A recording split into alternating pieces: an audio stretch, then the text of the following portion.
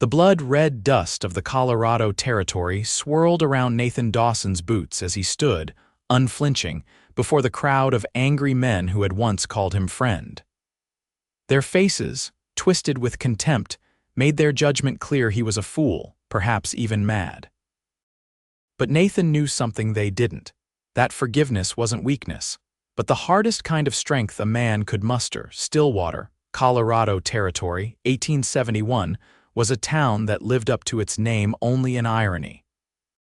Beneath its placid surface churned currents of resentment, ambition, and the particular brand of frontier justice that required little evidence and less mercy. It was a place where a man's reputation was his currency, and Nathan had just spent his last dollar. "You're letting her make you into a laughingstock," Curtis Holbrook spat, his hand instinctively hovering near his holster. "After what she did, hell, Dawson, any self-respecting man would have run her out of town on a rail." Nathan adjusted his worn Stetson, squinting against the setting sun.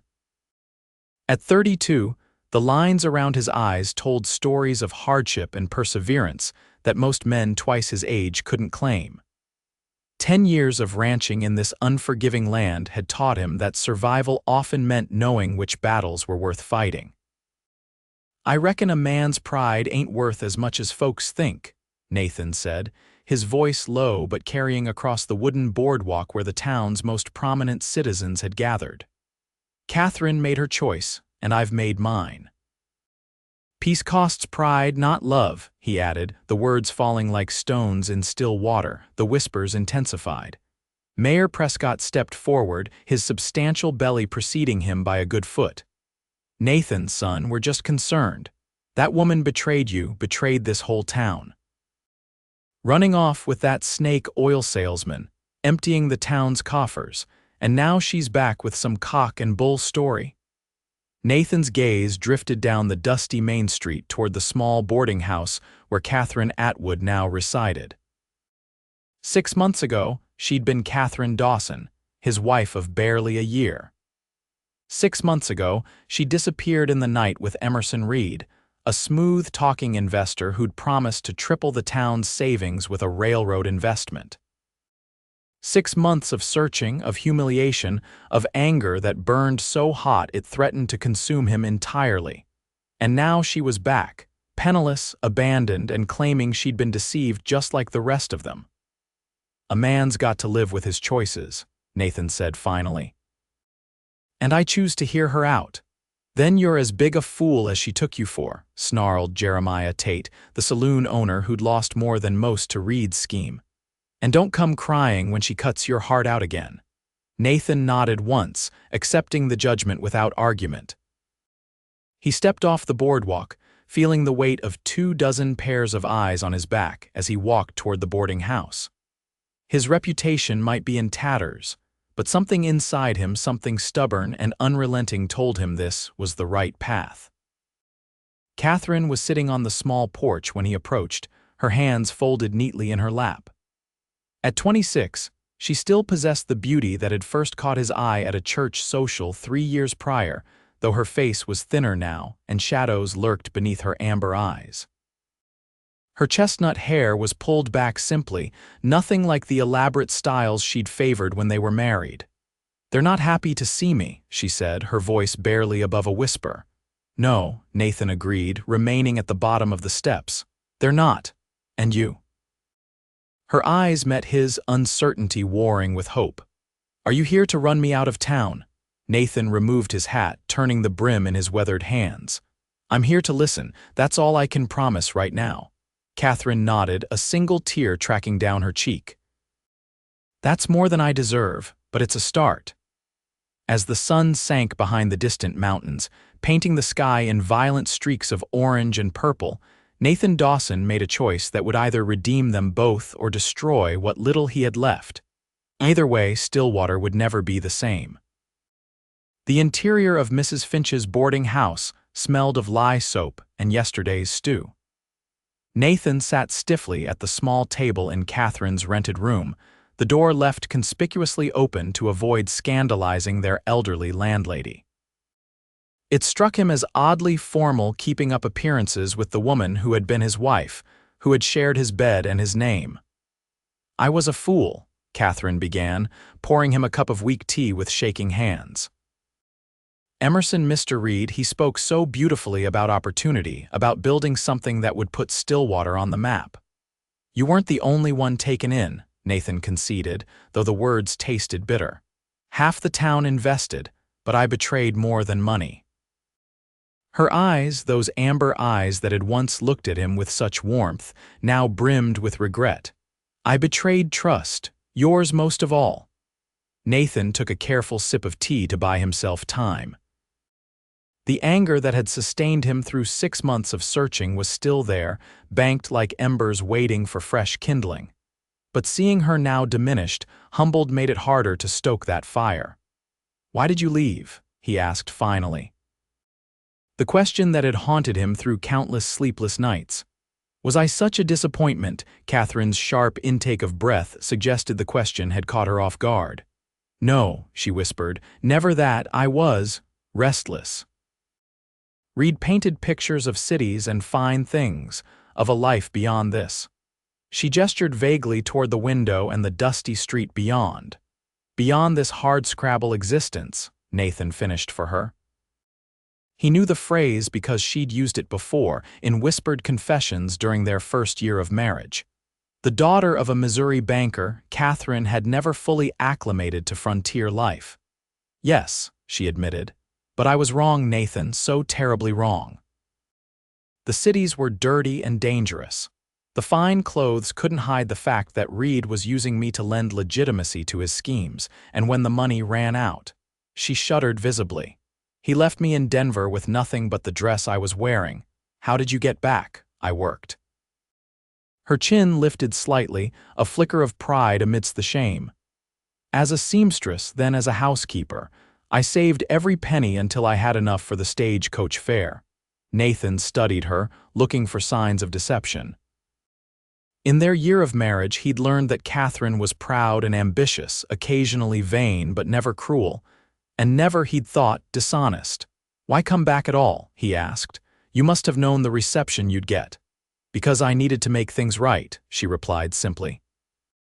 "Or try to. I don't expect forgiveness, Nathan. I just couldn't live with myself if I didn't at least attempt to fix what I broke." Something shifted in Nathan's chest, not forgiveness, not yet, but perhaps the possibility of it. He stood, placing his hat back on his head. "I'll be back tomorrow," he said. "We'll talk more then." Relief washed over Katherine's face. It wasn't much, but it was something, a reprieve, a chance. "Thank you," she said softly. As Nathan stepped back onto Stillwater's Main Street, he knew that news of his visit would spread faster than a prairie fire in August. Sure enough, Jeremiah Tate was waiting outside the Broken Spur Saloon, arms crossed over his barrel chest. "So," the saloon owner called, "she bat those pretty eyelashes and all is forgiven?" Nathan continued walking, his stride purposeful.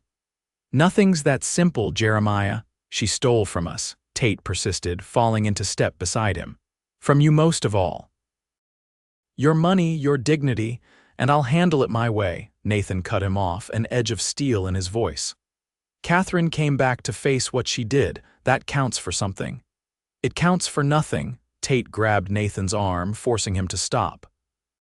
"She's back because Reed dumped her, not out of some noble desire to make amends." "Wake up, Dawson." Nathan looked pointedly at the hand on his arm until Tate released him. "Maybe you're right, but I aim to find out for myself." "The whole town's laughing at you," Tate warned. "They're calling you mad for even giving her the time of day." Nathan's jaw tightened, but he kept his voice level. "Peace costs pride, not love, Jeremiah. That's something my pa taught me. It's easy to hold a grudge, to let bitterness eat you alive. The hard part is finding a way forward." "Pretty words for a man being played for a fool," Tate sneered. "But don't say we didn't warn you when she disappears again with whatever you've got left." Nathan watched the saloon owner stomp back to his establishment, then continued toward his small ranch on the outskirts of town. The encounter left a sour taste in his mouth, but it also crystallized something he'd been wrestling with since seeing Katherine on that porch. He wasn't sure he could forgive her. He wasn't sure he should. But he was certain that the anger and humiliation were poisoning him from the inside out. If there was any chance at peace for himself, for the town, maybe even for Katherine, he had to try to understand what had happened. What he needed was the truth. The whole truth, not just the parts Katherine was ready to share. And for that, he'd need to dig deeper than a single conversation over weak tea. The dawn broke cold and clear over Nathan's small homestead 3 miles outside Stillwater. He'd built the modest cabin and barn with his own hands after staking his claim 5 years earlier, choosing quality craftsmanship over size. Katherine had added curtains and cushions during their brief marriage, attempting to soften the masculine austerity, but he'd packed those away after she left. Now the cabin was functional again, clean but Spartan, much like the man himself. He completed his morning chores with practiced efficiency, feeding the horses, checking the small herd of cattle, mending a broken fence post. Physical labor had been his salvation these past months, exhausting his body enough that sometimes sleep would come without dreams of her. By mid-morning, he had saddled his gelding hammer and was riding back toward town. This time, he bypassed the main street, taking the less traveled path to Widow Parker's farm. If anyone knew the unvarnished truth about Stillwater's affairs, it was Eliza Parker. At 62, she'd outlived 2 husbands and maintained her 10-acre property through sheer force of will. She was also the town's unofficial historian and gossip repository. "Well, look what the cat dragged in," Eliza called from her porch as Nathan dismounted. "I figured you'd be along sooner or later." She gestured to the chair beside her. "Coffee's hot." Nathan settled into the offered seat, accepting a steaming mug. "News travels fast." "Like a thunderclap," Eliza agreed, her weathered face creasing in a smile. "Half the town says you've lost your mind talking to that woman, other half's placing bets on how long before she fleeces you again." Nathan winced. "And what do you think, Eliza?" The older woman considered him over the rim of her mug. "I think a man who's made up his mind to listen doesn't much care what others think." "I need to know what really happened," Nathan said. "Not just Katherine's version or the town's. The truth." Eliza nodded slowly. "I figured as much. That Reed fellow had everyone bamboozled, not just your Katherine. He came to town with letters of introduction from some big railroad men in Chicago, talked about Stillwater becoming a major stop on a new spur line." "I remember," Nathan said grimly. He'd been skeptical of the investment opportunity, but Katherine had been so enthusiastic, and Mayor Prescott's endorsement had seemed to legitimize the whole affair. "What you might not know," Eliza continued, "is that Reed had been working his way through half a dozen towns before he got here." "Same scheme, different names," Nathan straightened. "How do you know that? My nephew's a lawman over in Pueblo. He came for a visit about a month after.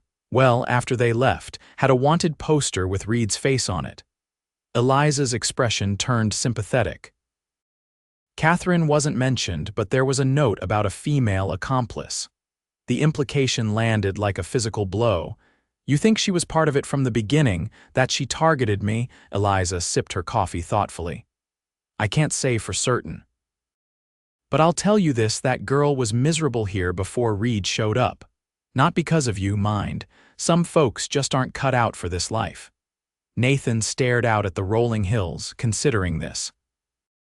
It aligned with what Katherine had said about her restlessness, but it also raised uncomfortable questions about her intentions.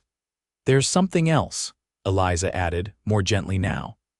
"After my nephew showed me that poster, I wrote to some friends in Denver, asked them to keep an eye out for her. And 2 months ago, word came back. She was working as a seamstress for a reputable dressmaker, living in a boarding house for working women." Eliza set down her mug. If she was still Reed's accomplice, she was playing a mighty long game for very little reward. Relief warred with lingering doubt in Nathan's mind. "So you believe her story about Reed abandoning her?" "I believe she made a terrible mistake and paid dearly for it," Eliza said carefully. "Whether that mistake began with deliberate deception or just poor judgment, I can't say. But I do know this: it takes courage to come back and face those you've wronged. Nathan nodded, absorbing this. The town lost a lot of money. Indeed, we did. And your Katherine, whether she was complicit or just another victim, has a reckoning coming. Eliza fixed him with a penetrating look. The question is, what will you do about it? I don't know yet, Nathan admitted, but I do know I can't move forward without understanding what happened. Eliza patted his hand, her touch surprisingly gentle for a woman who could outwork men half her age. Understanding may not lead to forgiveness, Nathan. Are you prepared for that? I have to be, he replied simply. As Nathan rode back toward town, Eliza's words echoed in his mind. The possibility that Katherine had deliberately targeted him, had perhaps never loved him at all, was almost more than he could bear. But the alternative, that she had loved him and still chosen to leave, carried its own particular sting. Either way, he needed more than second-hand accounts. He needed to look Katherine in the eye and ask the hard questions. And somehow, he needed to find the wisdom to discern truth from lies. The afternoon sun cast long shadows as Nathan tied Hammer outside the telegraph office. If Katherine's story was true, there should be records of her employment in Denver, of Reed's schemes in other towns. Concrete evidence one way or another. Afternoon, Nathan, greeted Morris Finley, the telegrapher. What can I do for you? I need to send some telegrams, Nathan replied, placing a handful of coins on the counter. To Denver and points east. As Nathan carefully worded his inquiries, he was acutely aware that he was at a crossroads. The answers he received could either open the door to reconciliation or slam it shut forever. Either way, he was determined to face the truth, whatever it might cost him. The next 3 days passed in a blur of activity for Nathan. Between managing his ranch and making discreet inquiries about Katherine and Reed, he had little time for socializing, which suited him fine, given the town's divided opinions about his actions. He visited Katherine each afternoon, their conversations gradually moving from stilted politeness to something approaching candor. She told him about her childhood in Missouri, her father's banking business, and the expectations that had been placed upon her from an early age. I was raised to be decorative, not useful, she admitted ruefully during their third meeting. When I first came west with my cousin's family, I thought it would be an adventure. I didn't realize how ill-prepared I was for real life. You weren't entirely useless, Nathan countered, allowing himself a small smile. Your apple pies won the county fair. A triumph of sugar over substance, Katherine laughed, then grew serious. I never gave this place a fair chance, Nathan. I was so busy looking for what it lacked that I missed what it had to offer. These moments of self-awareness gave Nathan hope that perhaps she truly had changed, but doubt still lingered, especially as he awaited responses to his telegrams. On the 4th day, answers began arriving. The dressmaker in Denver confirmed Katherine's employment, describing her as diligent though inexperienced. The marshal in Cedar Ridge reported that Reed had indeed operated there 6 months before appearing in Stillwater, absconding with nearly $2,000 from local investors. Most tellingly, a banker in Omaha responded that Katherine Atwood had made regular small deposits to an account there, accumulating just over $40, hardly the behavior of a successful con artist. Each piece of evidence supported Katherine's story, but Nathan held back from full belief. There remained one crucial question he hadn't yet asked directly. Had she loved him at all, or had their marriage simply been a convenient cover for Reed's scheme? He was pondering this very question while reshowing Hammer when Sheriff Wade Taylor rode up to his property, dust coating the lawman's usually immaculate uniform. Nathan, the sheriff nodded in greeting. Got some news you ought to hear. Reed, Nathan guessed, straightening up from his work. Caught in Cheyenne, Taylor confirmed. Trying the same railroad scheme under a different name, Marshall there recognized him from the circulars I sent out. Nathan's pulse quickened. Is he being brought back here? That's the plan, should arrive by week's end. Taylor studied Nathan's expression carefully. Thought you should know before the town starts buzzing about it. Folks will expect a statement from you given your situation. My situation being my runaway wife, Nathan said flatly. Former wife, Taylor corrected gently. Divorce was finalized in your absence, remember? Nathan did remember. He'd filed the papers in a haze of anger and humiliation before setting out to search for Katherine. The proceedings had been completed while he was tracking false leads across 3 territories. It was a legal fact he'd conveniently pushed aside since Katherine's return. What are they saying in town now? He asked. Taylor shifted uncomfortably in his saddle. Mixed opinions. Some think you're being charitable, giving her a chance to explain. Others. He trailed off. Others think I'm mad, Nathan finished, for even speaking to her. Something like that. Taylor cleared his throat. There's talk of a town meeting tomorrow. Mayor Prescott wants to discuss what to do about the lost investment money and about Katherine's role in it all. Nathan's jaw tightened. I'll be there. After the sheriff departed, Nathan leaned against the barn door, his mind racing. Reed's capture changed everything. There would be a trial, testimony, the full story would emerge one way or another. If Katherine had been Reed's willing accomplice, it would become clear. If she had been another victim, that too would be established. Either way, Nathan would finally have the answers he sought. But did he need to wait for official proceedings? The evidence he'd gathered already painted a compelling picture of a woman who had made a terrible mistake, not a calculating criminal. And in their conversations, he'd sensed genuine remorse and a desire to make amends. What held him back, he realized, wasn't doubt about her story. It was fear that if he opened his heart again, he might be hurt even more deeply than before. As the sun began to set, Nathan came to a decision. He would attend the town meeting tomorrow, and he would speak on Katherine's behalf. Not because he was ready to forgive, but because he believed in justice even when it was unpopular. With renewed purpose, he saddled Hammer once more and rode toward town, determined to warn Katherine about Reed's capture and the gathering storm she would soon face. The town hall was packed to capacity the following evening. Nathan stood at the back, hat in hand, observing the tense faces of his neighbors. Katherine sat alone in the front row, her spine straight, her hands folded in her lap. The murmurs around her were not friendly. Mayor Prescott called the meeting to order with 3 sharp raps of his gavel. Citizens of Stillwater, we are gathered to discuss a matter of grave importance to our community. As many of you have heard, Emerson Reed has been apprehended in Cheyenne. He will be returned here to face charges of fraud and theft. A cheer went up from the assembled crowd. However, the mayor continued, raising his voice, we must also address the question of his accomplice. He gestured toward Katherine. Mrs. Dawson, or rather, Miss Atwood has returned to our town, claiming to be another of Reed's victims. It falls to us to determine the truth of this matter. Jeremiah Tate stood immediately. With all due respect, Mayor, what's to determine? She ran off with Reed and our money, seems clear enough to me. Murmurs of agreement rippled through the crowd. She hasn't denied leaving willingly, Prescott acknowledged. The question is whether she was aware of Reed's fraudulent intentions and whether she directly profited from them. I lost my life savings, called Herbert Wayne, the blacksmith.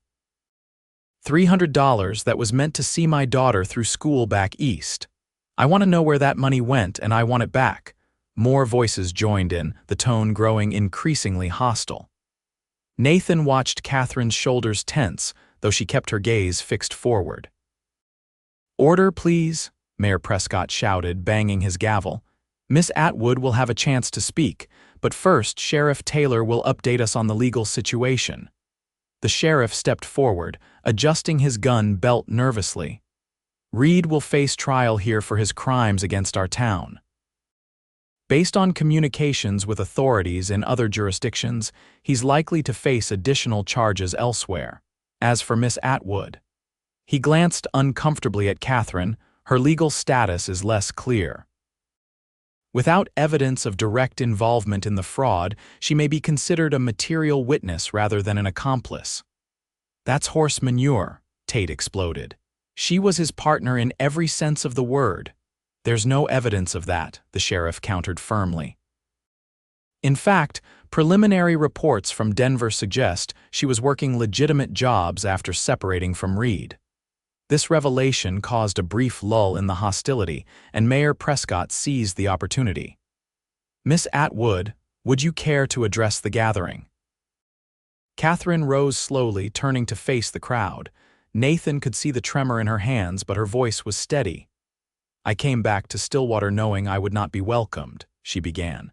"I understand your anger. I share your sense of betrayal. Emerson Reed deceived all of us, myself included." "You expect us to believe you didn't know what he was doing," called Martha Gentry, who had invested her late husband's pension in the scheme. "I knew he was gathering investments for what I believed was a legitimate railroad venture," Katherine replied evenly. "I did not know he had no intention of using that money as promised. When I discovered the truth," her voice faltered slightly, "it was too late. The money was gone and I found myself abandoned in Denver with nothing." "Convenient story," someone muttered loudly. "It is the truth," Katherine insisted. "I cannot undo what has been done. I cannot return what was taken, but I am here to face the consequences of my actions and to make what amends I can." "What amends could possibly make up for what you've done?" Herbert Wayne demanded. Katherine met his gaze directly. "I have little money, Mr. Wayne, but I am prepared to work to give whatever portion of my earnings is necessary for as long as necessary to help repay what was lost." A surprised murmur ran through the crowd. Few had expected this offer. "And why should we trust you to keep your word this time?" Tate asked, his voice dripping with skepticism. Before Katherine could answer, Nathan found himself moving forward through the crowd. "Because I'll stand as her guarantor," he said, his voice carrying clearly through the hall. The room fell silent as all eyes turned to him.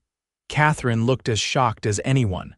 "Nathan," Mayor Prescott said cautiously, "you're suggesting you would take personal responsibility for her debts." "I'm suggesting," Nathan replied carefully, "that Miss Atwood deserves the opportunity to make restitution.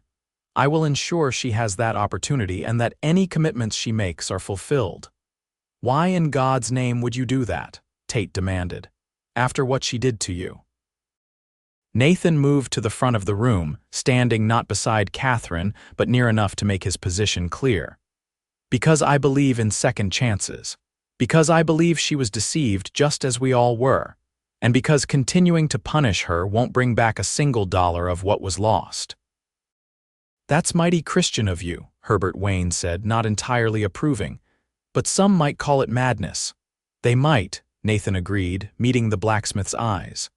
"But a wise man once told me that peace costs pride, not love. I've carried anger and humiliation long enough. It's time to find a different path forward for all of us." "What exactly are you proposing?" the mayor asked. "That Miss Atwood be allowed to stay in Stillwater, to work and to contribute a fair portion of her earnings toward restitution," Nathan said. "In return, she will not face further persecution for Reed's crimes. And if Reed's trial reveals she was more involved than she claims," Tate challenged, "then justice will take its course," Nathan replied evenly, "but until proven otherwise, she deserves the presumption of innocence." The crowd stirred, divided between those moved by Nathan's appeal and those still seeking retribution. Mayor Prescott, sensing the mood, called for a vote on Nathan's proposal. After a tense count, it passed by a narrow margin, mainly due to the respect many still held for Nathan despite their doubts about his judgment. As the meeting dispersed, Nathan found himself facing Katherine. Her eyes shimmered with unshed tears. "Why?" she asked simply. "After everything, why would you defend me?" Nathan considered his answer carefully. "Because I believe your story, because I've seen evidence supporting it, and because holding on to bitterness was destroying me from the inside out." "I don't deserve your help," she whispered. "Maybe not," he agreed. "But you're getting it anyway. That doesn't mean all is forgiven, Katherine. It just means I'm willing to let you try to make things right." He nodded politely and turned to leave, aware that every eye in the room was still upon them. Whatever came next would not be easy for either of them, but for the first time in 6 months, Nathan felt the weight on his shoulders beginning to lift. Behind him, he heard Katherine's soft voice. "Thank you." It wasn't forgiveness, not yet, but it was a beginning. The arrival of Emerson Reed in Stillwater a week later caused a sensation. Flanked by federal marshals and wearing handcuffs, the once dapper confidence man now looked haggard and defeated. A crowd gathered outside the sheriff's office as he was escorted inside, hurling insults and threats. Nathan watched from across the street, studying the man who had upended so many lives, including his own. Reed was younger than Nathan had expected, perhaps 30, with the kind of refined good looks that inspired trust. Even now, in disheveled clothes and with several days' growth of beard, he carried himself with a certain poise. "Not what you expected?" a voice asked beside him. Katherine had appeared at his elbow, keeping a cautious distance from the angry crowd. "I pictured someone more." "Obviously villainous," Nathan admitted.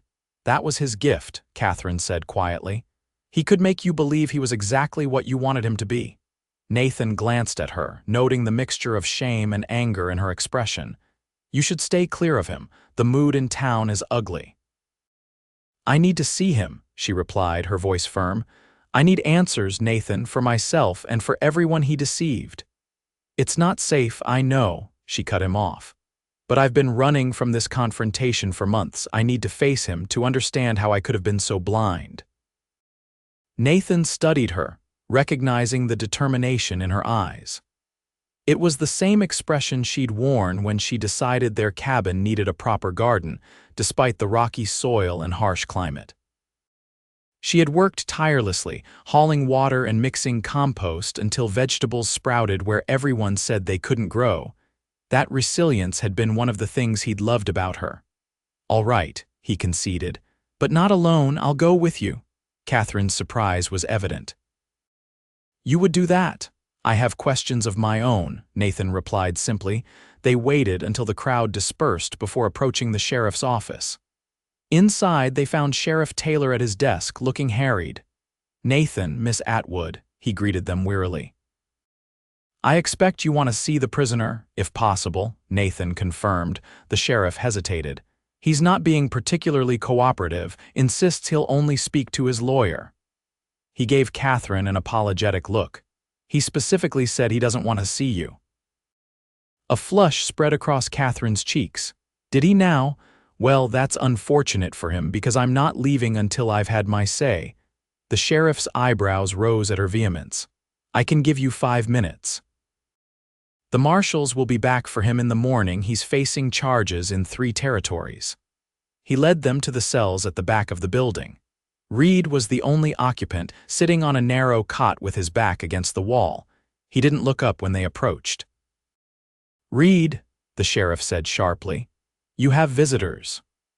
When the prisoner finally raised his head, Nathan was struck by the coldness in his eyes, a stark contrast to the charming persona he had presented to the townspeople. "I said I wouldn't," Reed began, then stopped when he saw Nathan standing beside Katherine. A calculating look crossed his face. "Well, well, the devoted husband. Have you come to exact your revenge, Mr. Dawson?" "I've come for the truth," Nathan replied evenly. Reed smiled thinly. "Truth is a rare commodity, Mr. Dawson, and rarely worth its price." "You owe these people answers," Katherine interjected, her hands gripping the cell bars. "You owe me answers." Reed's expression hardened as he turned to her. "I owe you nothing, Katherine. You made your choices." "Based on your lies. Some of them, perhaps," Reed conceded with a casual shrug that made Nathan's blood boil.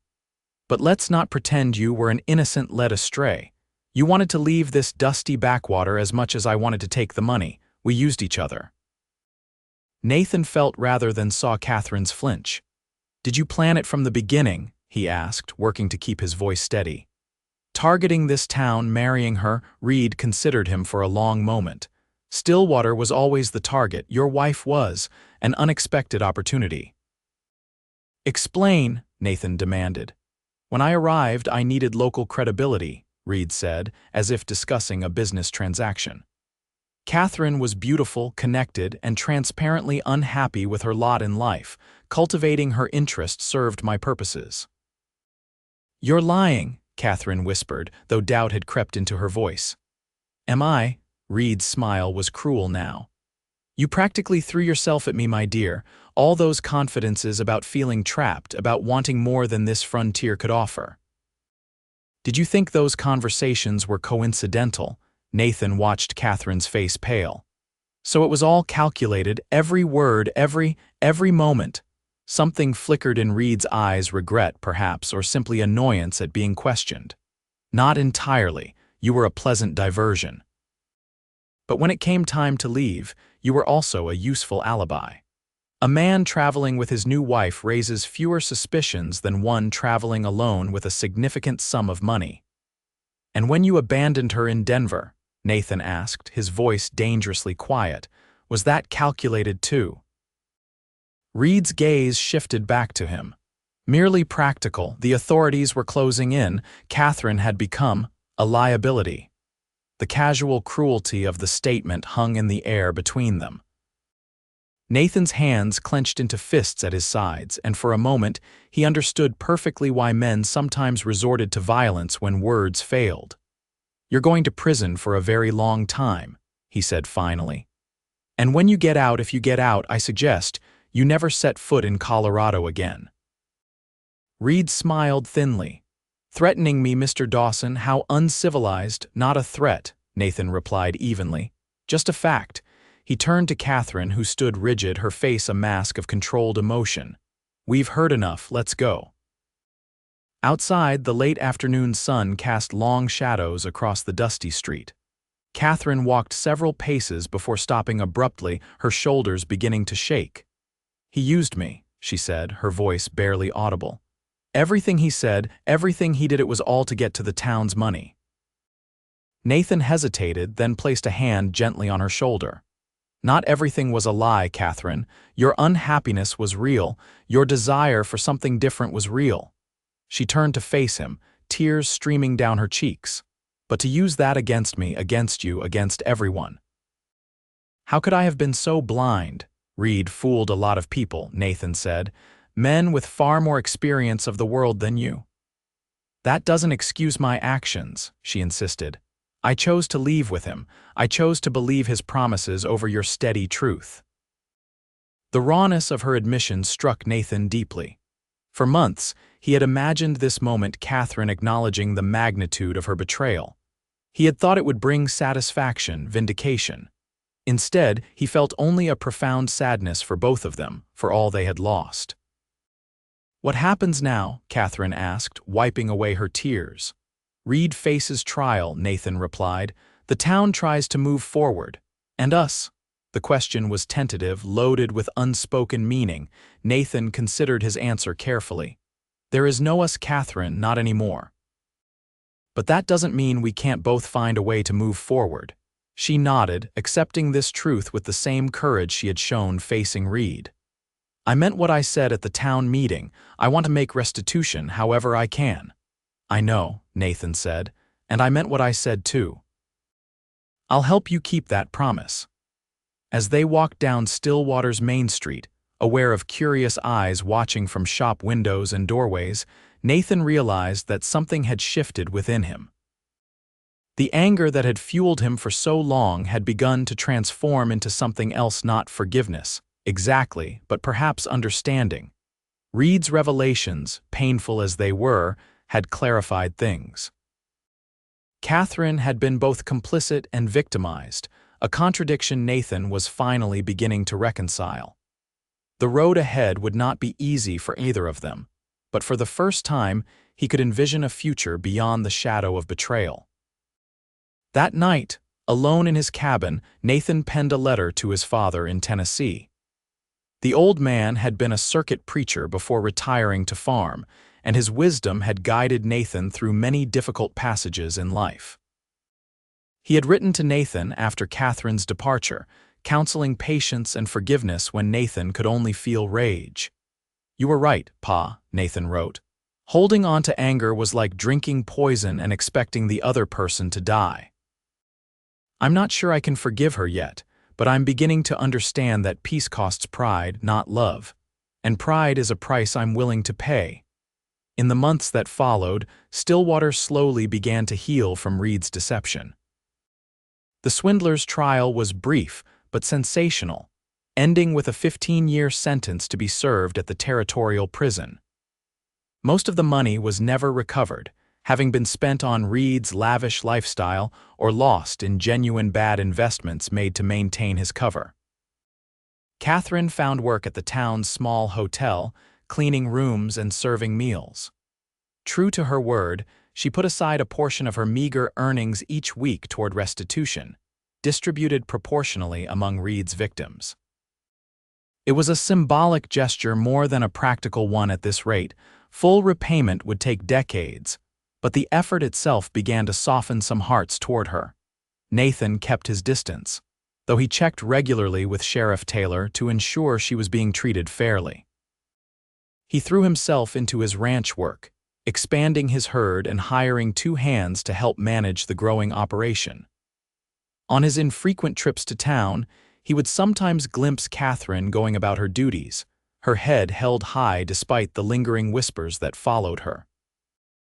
They spoke only when necessary, usually about practical matters related to her restitution efforts. Each conversation was cordial but guarded, the weight of their shared past creating an invisible barrier between them.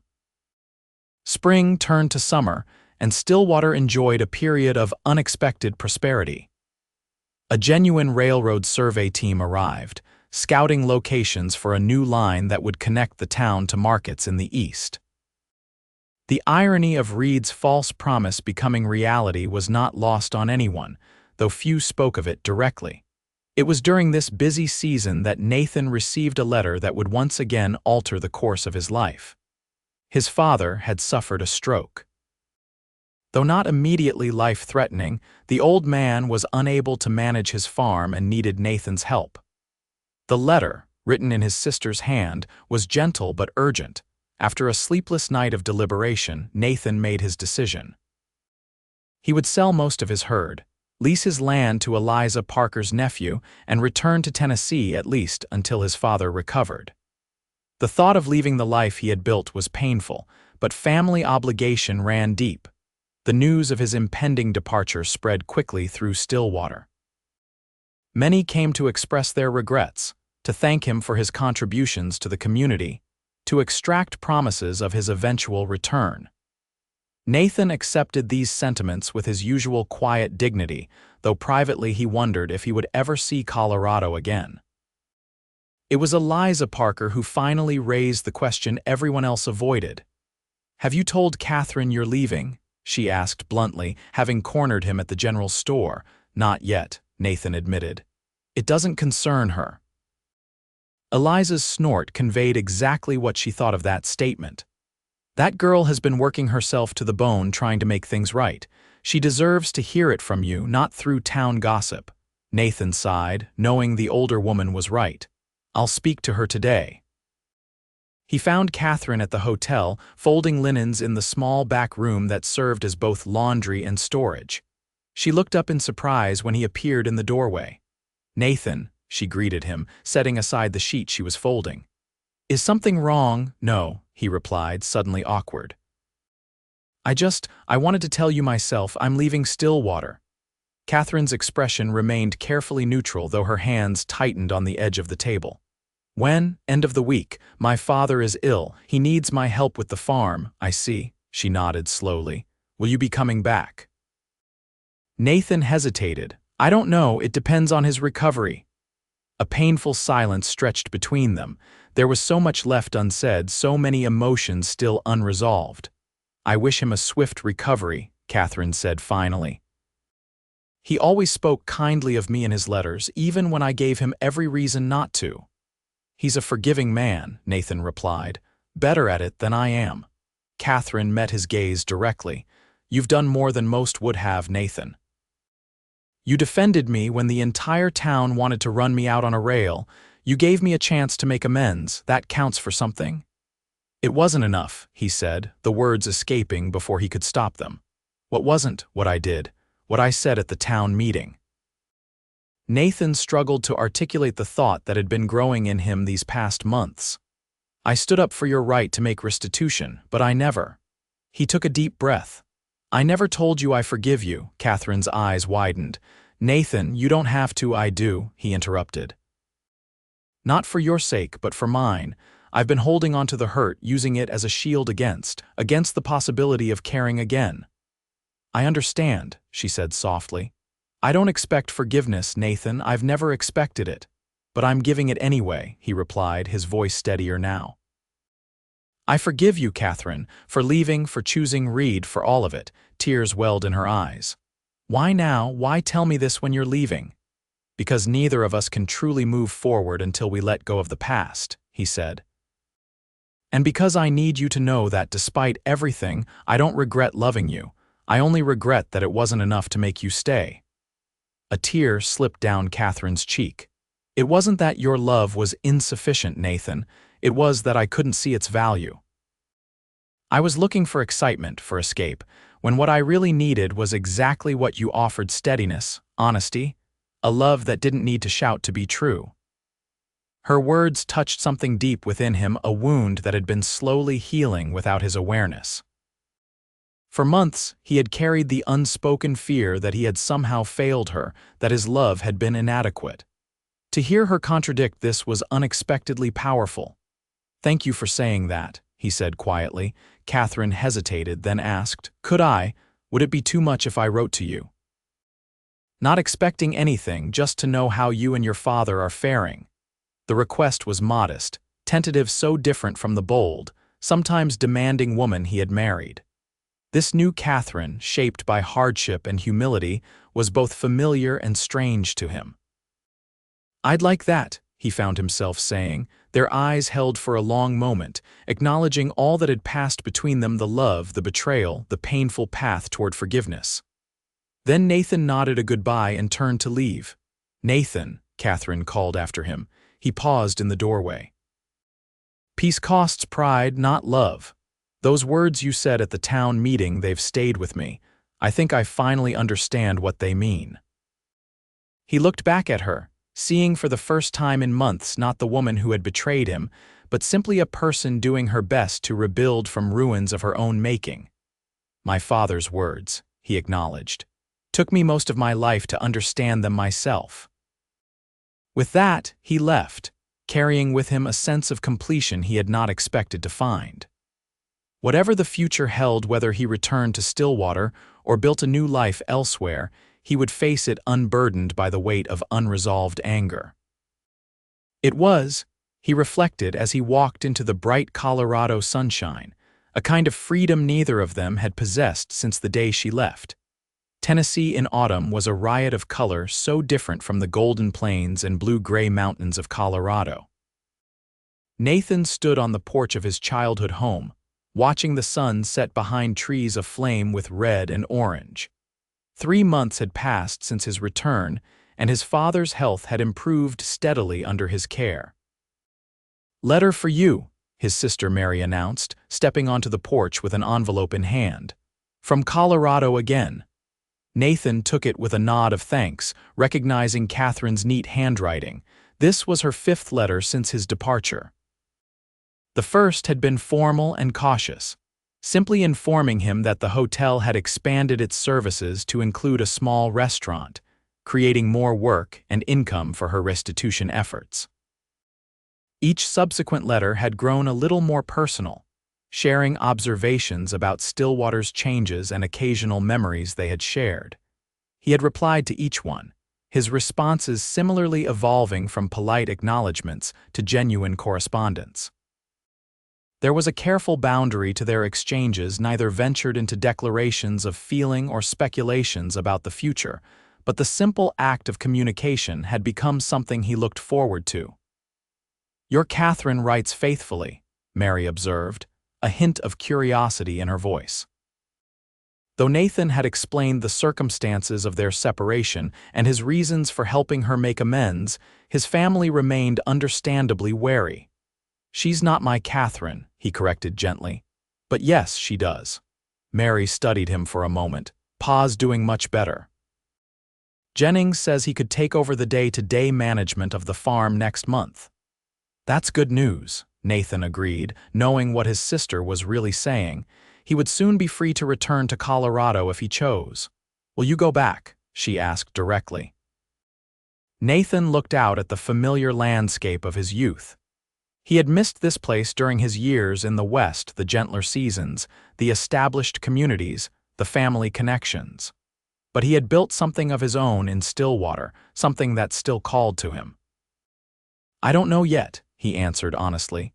There's something to be said for fresh starts, Mary nodded, respecting his uncertainty. Whatever you decide, you have a home here too.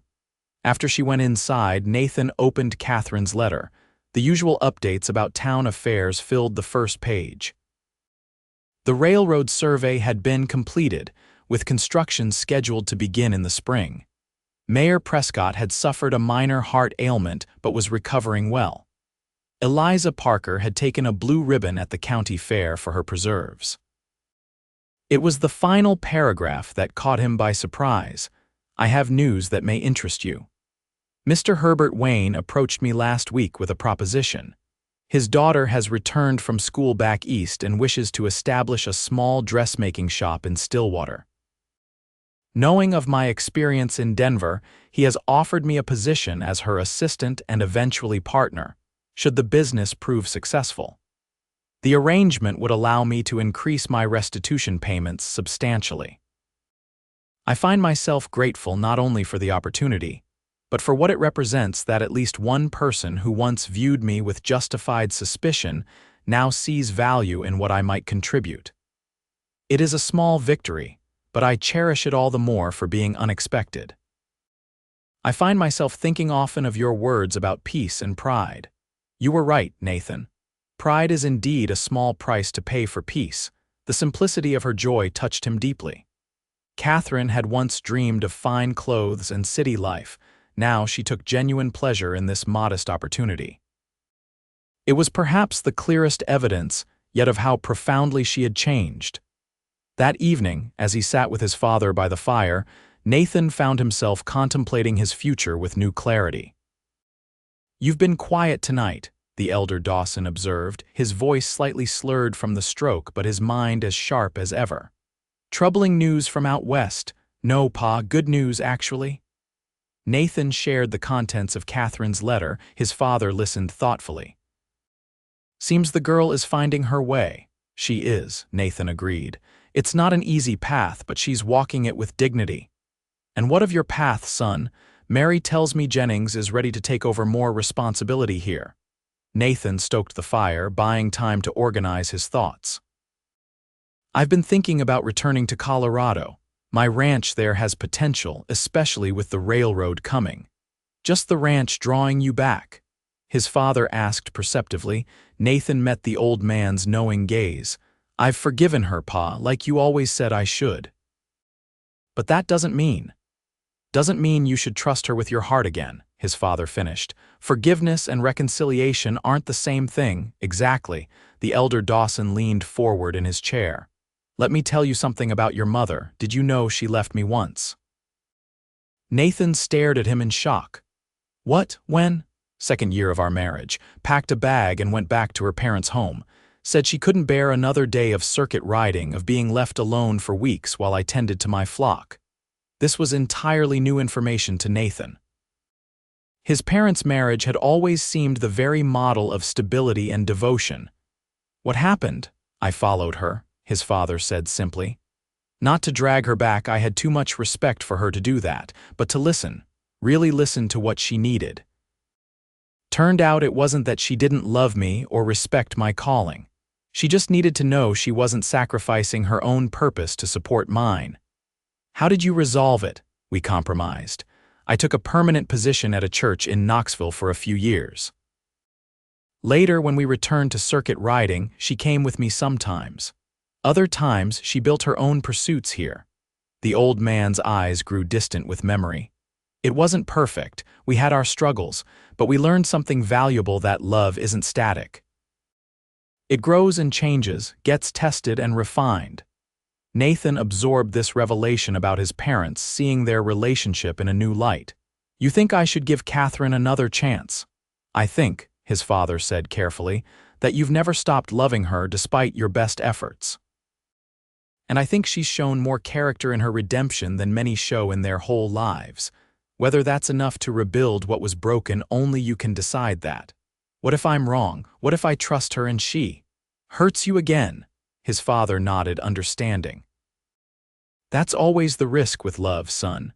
Peace costs pride, not love, but sometimes love costs security. Sometimes it means making yourself vulnerable, knowing you might get hurt. Nathan sat with that thought late into the night, long after his father had retired. By morning, his decision was made. 2 weeks later, Nathan Dawson stepped off the stagecoach in Stillwater, Colorado.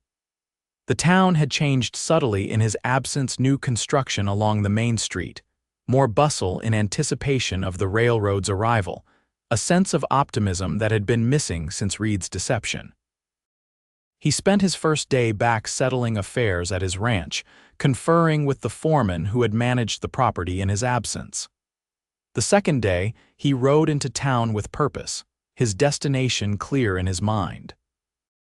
The small shop next to the hotel bore a fresh painted sign, Wayne and Atwood, Fine Dressmaking. Through the window, he could see a young woman, presumably Miss Wayne, attending to a customer, while Katherine bent over a work table in the back, her attention focused on the fabric before her. Nathan tied his horse and entered, the small bell above the door announcing his arrival. Katherine glanced up at the sound, her expression transforming from polite interest to astonishment as she recognized him. "Nathan," she breathed, rising from her chair, "you're back." "I am," he confirmed, suddenly aware of the curious gazes of Miss Wayne and her customer.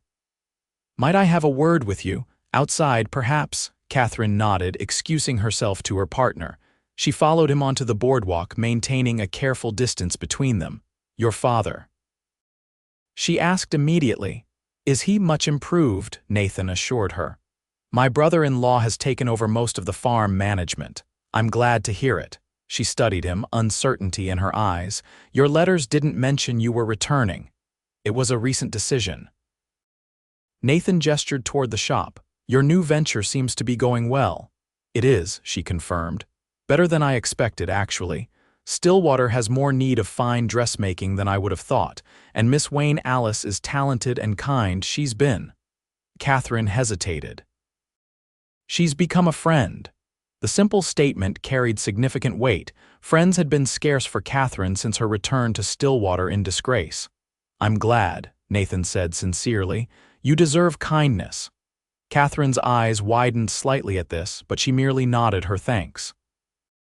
"I was wondering," Nathan continued, his heart beating faster, "if you might join me for supper this evening, at the hotel restaurant. I'd like to hear more about what's happened while I was away." The invitation hung between them, loaded with unspoken meaning.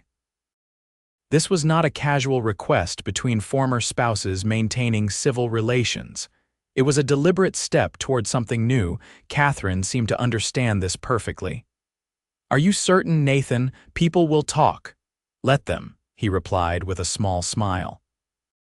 "They've been talking about us for months anyway. Might as well give them something worth discussing." A tentative smile curved her lips. "In that case, I'd be honored to join you. 7 o'clock. 7 it is," he agreed. That evening, they sat across from each other at a small table in the hotel restaurant, acutely aware of the curious glances from other diners. Katherine wore a simple blue dress that Nathan recognized as new, perhaps her own handiwork from the shop. Her hair was arranged more elegantly than during her working hours, though still with the simplicity that characterized her new life.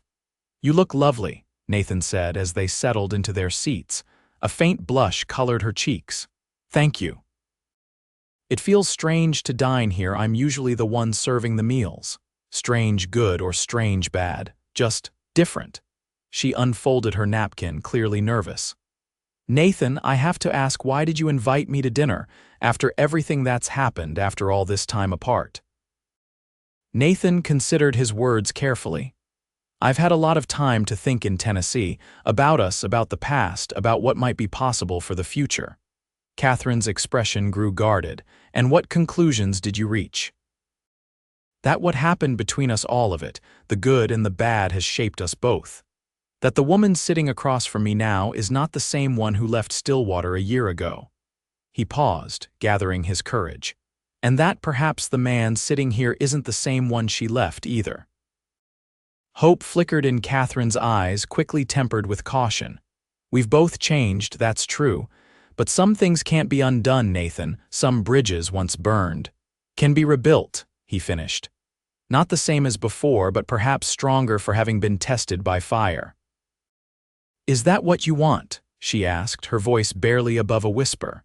To rebuild, I want to try, Nathan said simply. Not rushing, not pretending the past didn't happen, but moving forward one careful step at a time. Catherine's hand trembled slightly as she reached for her water glass. When I came back to Stillwater, I had no expectations beyond making what amends I could. I certainly never thought you might, that we could. Neither did I, Nathan admitted. But here we are. Here we are, she echoed, a small, wondering smile touching her lips. Their meal arrived, and conversation shifted to lighter topics: his father's recovery, the progress of her shop, the changes in Stillwater during his absence. It was careful, this dance between them, but underneath ran a current of possibility that neither could ignore. As they finished their dessert, Nathan broached the subject that had been hovering unspoken between them. People will have opinions about this about us. They already do. Katherine nodded, her expression growing serious. I know, many still see me as Reed's accomplice despite everything. They'll say you're mad for even considering. She trailed off, unable to complete the thought. Let them talk, Nathan said, reaching across the table to cover her hand with his own, their first physical contact in over a year. I've lived my whole life by other people's expectations. It's time I lived by my own truth. And what is your truth, Nathan? Katherine asked softly. That peace costs pride, not love, he replied, echoing the words that had guided him through this journey. That forgiveness isn't weakness, but strength. And that despite everything, I never stopped loving you. Tears welled in Catherine's eyes. I don't deserve that love. Maybe not, he acknowledged. But you have it anyway. The question is, what will you do with it this time? Cherish it, she whispered fiercely. Honor it. Never again take it for granted. Nathan squeezed her hand gently. That's all I ask, that and time to rebuild trust, to get to know who we've both become. Time, Katherine agreed, a tentative smile breaking through her tears. We have that now. As they left the restaurant together, the curious stares and whispers followed them. Tomorrow the gossip would spread through Stillwater like wildfire, Nathan Dawson taking up with his faithless ex-wife again. They'd call him mad, call him a fool. Some would shake their heads in pity, others in disapproval. But as Catherine's hand rested lightly on his arm, as they walked together beneath a sky brilliant with stars, Nathan found he didn't much care what anyone else thought. He had faced his pain, offered forgiveness, and opened himself to the possibility of joy again. Whatever came next, he would face it with the hard-won wisdom of someone who understood that true peace sometimes required sacrificing pride, but never love. And in that understanding was a freedom neither of them had known before. The seasons turned in Stillwater, marking the gradual rebuilding of what had been broken. Nathan and Katherine proceeded with deliberate care, their courtship conducted under the watchful and often judgmental eyes of the town. They began with public outings, church services, town socials, occasional meals at the hotel restaurant. Each step was measured, thoughtful, a brick laid carefully in the foundation of their new relationship. By winter, the railroad construction had brought an influx of workers and business to Stillwater. Katherine and Alice's dressmaking shop flourished, expanding to include ready-made items and a small selection of fabrics and notions previously unavailable outside of Denver. Nathan divided his time between his ranch and occasional trips to Tennessee to check on his father, whose recovery continued steadily if slowly. Their relationship progressed with similar measured success. The whispers never entirely ceased. Stillwater had too long a memory for that. But as months passed with Katherine steadfastly honoring her commitments, and Nathan prospering with his expanded cattle operation, practical respect began to replace suspicion. It was Eliza Parker who finally voiced what many had begun to think. "You two planning to make this official again?" she asked bluntly one day, cornering them after church. "Or are you just going to keep courting until Gabriel blows his trumpet?" Katherine blushed deeply, but Nathan merely laughed. "We're taking our time, Eliza, doing things right." Hum, the older woman hummed skeptically. "Just don't take so much time that you miss out on living. Neither of you is getting any younger, you know." Her words, though delivered with characteristic bluntness, struck a chord with Nathan. That evening, as he walked Katherine home from a community dinner, he broached the subject that had been increasingly on his mind. "Eliza has a point," he said, as they paused before the boarding house where Katherine still resided, "about not waiting too long." Katherine looked up at him, her expression curious in the lamplight. "What are you saying, Nathan?" "I'm saying that I love you," he replied simply. "That this past year has shown me who you truly are, not the girl who was dazzled by Reed's false promises, but the woman who had the courage to come back and face her mistakes. The woman who works tirelessly to make amends, who has earned the respect of people who once scorned her." Katherine's eyes shimmered with emotion. "And I love you," she whispered. "More now, I think, than I ever did before. I see you more clearly, your strength, your integrity, your capacity for forgiveness. I don't deserve you, Nathan, but I thank God every day that you're in my life." Nathan took her gloved hands in his. "I'm not proposing, not tonight," he clarified, seeing the flicker of anticipation in her eyes. "When I do, it won't be on a boarding house porch with Mrs. Finch probably peeking through the curtains." Katherine laughed softly, glancing at the window where indeed the curtain twitched suspiciously. "But soon," Nathan continued, "if you're ready, if we're ready." "I think we are," Katherine said, her voice steady with certainty. "Not to reclaim what was lost, but to build something new." "Something better." Nathan nodded, lifting her hand to his lips. "Something better," he agreed. "Good night, Katherine." "Good night, Nathan." As spring returned to Colorado, bringing new life to the land, Nathan made preparations with the same methodical care he applied to all important ventures. He purchased a small plot of land on the edge of town, commissioned a modest but well-constructed house, and ordered a special item from a jeweler in Denver, not an ostentatious diamond, but a simple gold band engraved with the words that had guided them both. "Peace costs pride, not love." In April, with the house nearing completion, he invited Katherine to see it, ostensibly to advise on final details. She walked through the rooms, admiring the craftsmanship, offering suggestions for curtains and furnishings. "It's beautiful, Nathan," she said as they stood on the front porch overlooking the distant mountains. "Whoever lives here will be very fortunate." "I was hoping it might be us," he replied, turning to face her. With deliberate movement, he lowered himself to one knee, taking her hand in his. "Katherine Atwood, will you marry me?" Again, differently better, tears spilled down her cheeks as she nodded, too overwhelmed for words at first, then finding her voice. "Yes, Nathan, yes, with all my heart." The second wedding of Nathan Dawson and Katherine Atwood was as different from their first as their new relationship was from their old. Where their initial ceremony had been elaborate and showy, influenced by Katherine's desire for grandeur, this one was simple and intimate, held in the small church with only close friends in attendance. Eliza Parker stood as Katherine's matron of honor. Nathan's father, sufficiently recovered to make the journey from Tennessee, stood proudly beside his son.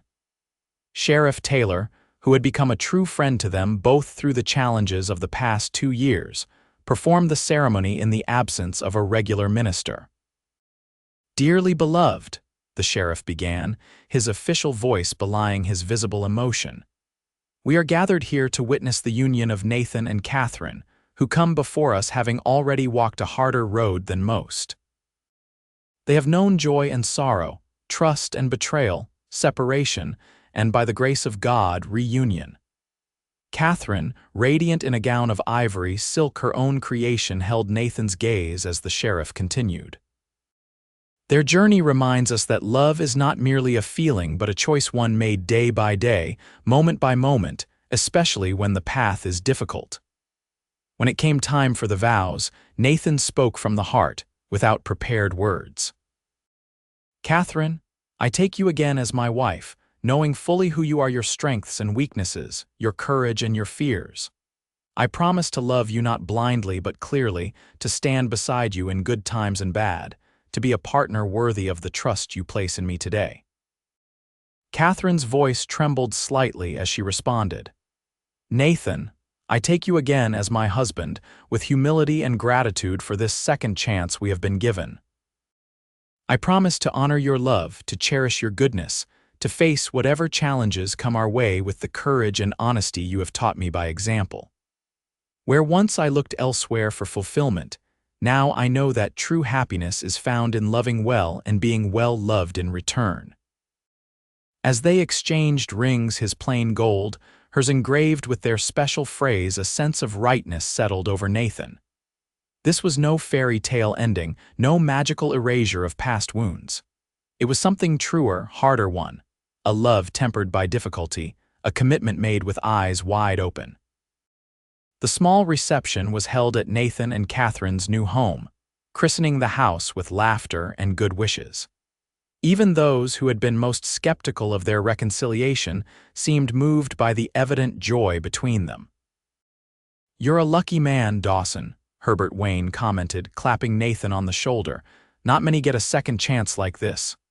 "Luck had little to do with it," Nathan replied honestly. "It took both of us choosing forgiveness over bitterness day after day. It wasn't easy. Worth it, though." The blacksmith asked, glancing toward Katherine, who was deep in conversation with his daughter Alice. Nathan followed his gaze, warmth filling his chest at the sight of his wife, truly his wife again, in every sense that mattered. "More than I can say." Later, as twilight fell and the last guests departed, Nathan and Katherine stood together on their porch, his arm around her waist, her head resting against his shoulder. "Happy?" he asked softly. "Beyond words," she replied. "I never thought I could feel this kind of peace. For so long after I returned, I was just surviving, trying to atone. I never imagined I might find joy again." "We've both come a long way," Nathan acknowledged. "And we have a long way yet to go." Katherine tilted her face up to his. "Together, though, that makes all the difference." "Together," he agreed, sealing the promise with a kiss. In the years that followed, Nathan and Katherine Dawson built a life that honored both their past and their future. Their home became known for its hospitality, open to friends and travelers alike.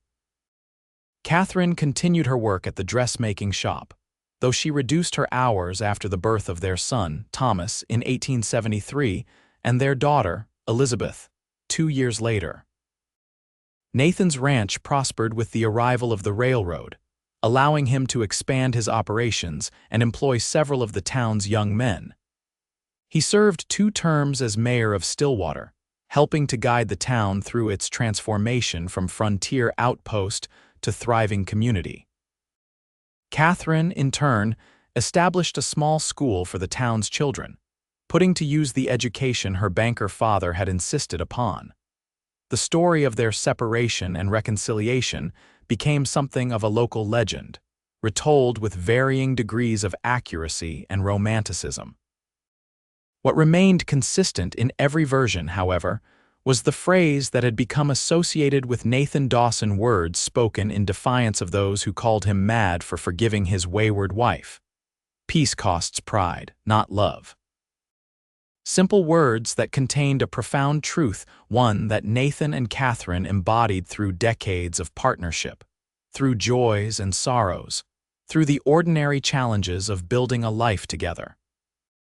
On their 25th anniversary, surrounded by friends, children, and even a few grandchildren, Nathan raised a toast to the woman beside him, her chestnut hair now threaded with silver, her amber eyes still bright with the same spirit that had first captured his heart. "To Katherine," he said, his voice carrying across the gathered company.